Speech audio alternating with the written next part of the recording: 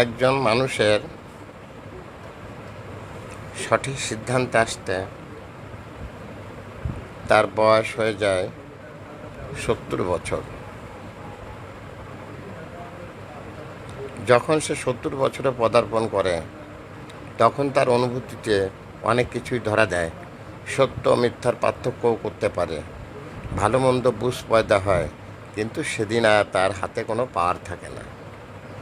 এটা একটা শুভঙ্করের খেলা, এটা সৃষ্টির একটা রহস্য।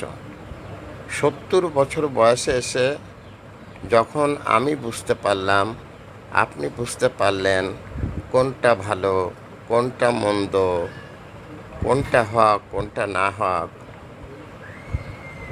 এরপরে কিন্তু আমার হাতে অপশন নেই, আপনার হাতেও নেই। এটাই একটা বড় ধরনের শুভঙ্করের ফাঁকি বলে আমি মনে করি।